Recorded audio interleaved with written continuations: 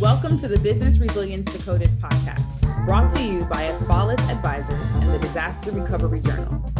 Crisis management in today's world is ever-changing, and this podcast is our commitment to help you navigate successful outcomes for any crisis you may face. I'm your host, Vanessa Matthews. I specialize in providing insights and solutions for crisis, continuity, and resilience across industries from real estate and healthcare to terrorism in the airline and transportation worlds. No matter what industry you're in, this podcast will provide you the tools to build resilience in your organization. Welcome back to another episode of the Business Resilience Decoded podcast. Today, I'm super excited to introduce Katie McKeever. She's a social media and thought leadership consultant and an award-winning content coach and speaker. With over 15 years of experience in journalism and social media, Katie's expertise has been featured in the BBC, NPR, and Morning Brew. Katie, welcome to the podcast. Thank you for having me, Vanessa. I'm excited. Me too. So I just realized that we're in the same city, have lived in some of the same neighborhoods. So super excited to learn more about your business and all the things that you've been doing here in Charlotte. I'm thrilled. I know to have a fellow Charlottean, Queen City is exciting to talk to. Awesome. So let's dive right in. So first question I have for you is, what is the benefit of short form video content in your marketing strategy? And for all of you who are like me that are in emergency management and crisis management, what does short form video even mean? Yes, I think it's this insider lingo sometimes that us in this industry throw around, and not everybody understands it. So well done. Starting there, I would love to explain. Short form video is just the vertical videos that you see. It's those 9:16 videos that are on almost all the major platforms now. It makes the video super mobile friendly. You can see them full screen on your mobile device. And the benefit of those are that so many platforms are pushing them right now. So you're in the algorithm, you're giving these platforms what they want and what they want to serve up to their users. But you're getting attention. So right now, video is so heavy, so major for marketing and brand awareness and all these, awareness plays that you're trying to do as a business. And you want to be using video, and specifically short form video, because that is where the priority lies for most, if not all, of the major platforms. Wow, love it. So that kind of feeds into this one. So can you give a little bit of background on the type of content that is featured on TikTok and what the value is for corporations and businesses utilizing that platform? TikTok really made kind of raw, in the moment, kind of in real life type of content, just the average and the everyday and the priority for people. Because prior to this, businesses, corporations, brands thought of video as having to be polished and having to be crisp and, putting the best foot forward, using all the latest gear and the high tech, cameras and all of the gadgets. But what this does is what TikTok does is it really puts the power in the mobile.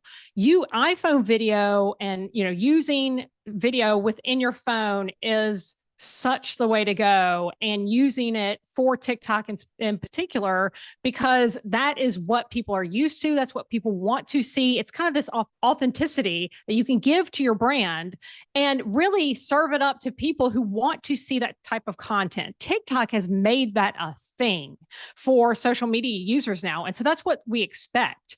All this flashiness and the crispiness is not really where it's at anymore. It's really about being vulnerable as a brand. It's about giving the behind the scenes. It's about giving this real look into what the message is you're trying to portray for your brand. Yeah, no, I love that. So what's interesting, a few of us in this industry have been thinking about, well, should our businesses be on TikTok?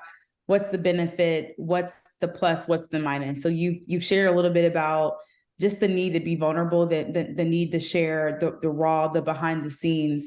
From your perspective, are there any reasons why a company might not want to be on TikTok from your experience? Physical threats such as severe weather, infrastructure failures, or civil unrest are forcing everyone to prepare for unpredictability. OnSolve is here to help leaders navigate this complexity within their organization. As the leading critical event management provider that mitigates physical threats, OnSolve helps organizations to remain agile when a crisis strikes. Using the most trusted expertise and reliable AI-powered risk intelligence, critical communications, and incident management technology, the OnSolve platform enables enterprises, small to medium organizations, and all levels of government to detect, anticipate, and mitigate threats that impact their people, places, and property. For more information about OnSolve or to request a demo, please visit www.onsolve.com. Well, it's really right now, it's a big issue with resources and how to do it because it's a different type of platform. I mean, you have to learn a different method of communicating. It's not Facebook. It's not Twitter. It's not LinkedIn. It's not Instagram. It's a whole new way of thinking about creating content. And I have been doing social media professionally for 15 years, and it's an entire shift. And if you have medium to large size organization, you have to put resources behind it.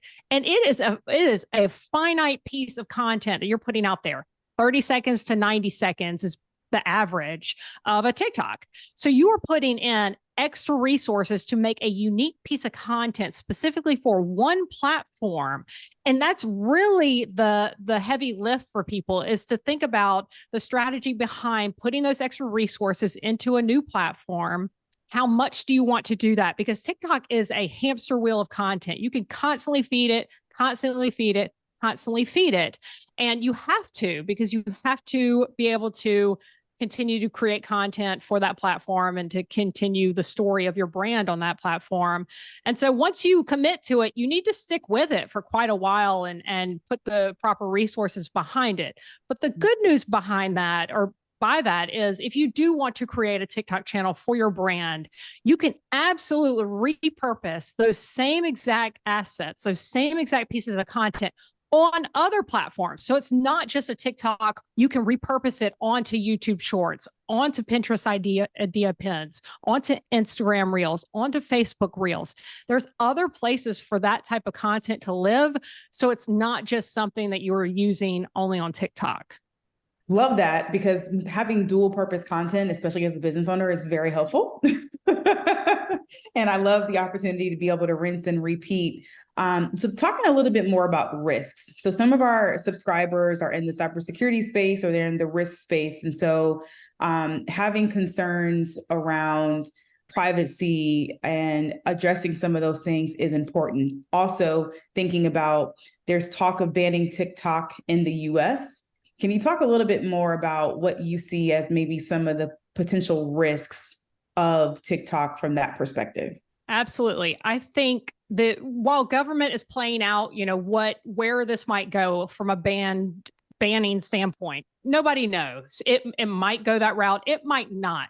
And it might not be for quite a while either. So, there's other legislation that's trying to be passed that kind of encompasses even more of, risk involved in other platforms. So I think there's a little bit of movement there about how this might actually play out. But in the meantime, for brands trying to figure out where TikTok plays into their strategy, it shouldn't be the only place you are. I think that's the biggest takeaway just in social media strategy overall. In general, you shouldn't put all of your eggs in one social media basket or one social media platform basket at all. You should always have multi-platforms playing out. You don't have to be everywhere by any means, but you should always be in more than one place, I would say. Because if something were to happen, I see it all the time. I see people, as brands accounts getting hacked, getting other things happening to where you aren't able to access it. You aren't able to, use the platform. So it's just smart to be in multiple places from a social media standpoint. And it's also smart to continue to be able to communicate to your users directly. And I think that's email lists and that's texting. So I think an email list is always something a smart business should have. And that should play alongside when you're talking about content and you're talking about messaging. You should play alongside your email list, alongside your social media strategy, and making sure those are talking to each other. So I want to talk a little bit about leverage, right? So influencer marketing and user-generated content are trends that we're hearing about currently. And I have a two-part question. So first question is, how can corporations leverage influencer marketing and user-generated content? But also, what's the quote unquote, so what for the folks in our industry, like risk and emergency management? How do you see that they can leverage a platform such as TikTok or others? Well, this comes back to the resource, conversation, in that if you have a smaller team, if you have one person doing all of this work, I know how that is. So you can pull from other places and use content from other people. So there are people who create content for other brands, and you can do that. You can use influencers. You can have people be the face, or, play out content that you use on your channels. I think that's so smart. That's a way to stretch resources and really make a robust social media strategy. But also what you can do with this is you can make your own people influencers. You can make your own people thought leaders in the space and put them on these platforms as a face. Because why video is so important is because that's what resonates with us the most is video. We're living, breathing, talking, moving beings. And that's the closest form to that is video on social media or anywhere online. So if you can use video, I would absolutely recommend it. And then to stretch those resources, if you don't have that much time or people, manpower, or what have you, you can have internal people be the face of your brand and talk about your expertise, talk about what you do on these video platforms. And it's just a way to leverage where audiences are and where attention is right now. So I love that, because I think sometimes what I've seen in our profession is, especially when it comes to social media, it's not necessarily something that we all drive towards, especially for those of us who might be working internally, where you might be within a corporation. So you have a dedicated sales and marketing team that is doing that work.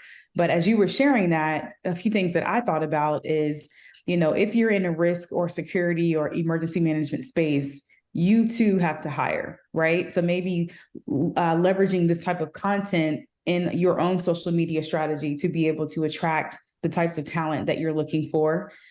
It could also potentially be used to get access to different things that's happening or different trends that maybe you don't see on traditional forms of media. Is there anything else you would add to that, Katie?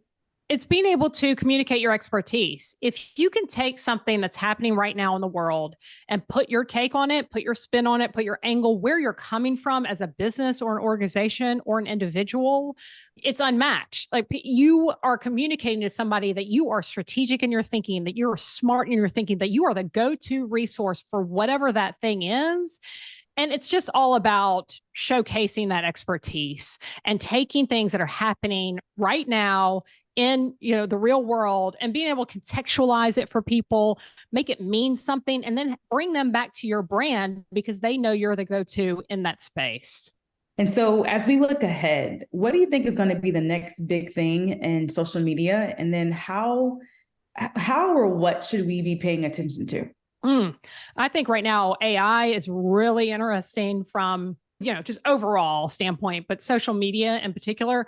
I think anything that can't be replicated, anything human, the more human, the better. The more experience, the better. The more connection, the better. So the more you can portray a human element, the human side of things, anything that is unique to you or your brand or your positioning, I think that's so crucial to communicate, especially right now, because I think communication is parts of it are becoming a commodity, and you can do so much with AI and ChatGPT right now. So I think the more you put the human element out there and really connect with people in a human way in real life, online, is going to take precedent. Awesome. Love it. And so as we wrap up today's episode, can you share a little bit about how our subscribers can stay in touch with you? I would love that. I put out a weekly social media news to use newsletter, and that's the best way to stay in touch with me. And I can stay in touch with you. I am on LinkedIn at Katie McKeever, Instagram at Katie McKeever. I'm very active on both of those platforms, and you can sign up for my newsletter on both of those platforms. I would love to hear from you. Awesome. Well, thank you so much for joining our podcast. Thank you so much for having me. Thank you for listening to the Business Resilience Decoded podcast, brought to you by Aspalis Advisors and Disaster Recovery Journal. Make sure you check out the show notes for this episode to see all the upcoming events, programs, and ways we can support you. Make sure you subscribe to the show wherever you get your podcasts, leave us a review, and share it with a friend. Thanks again, and I'll talk to you in the next episode.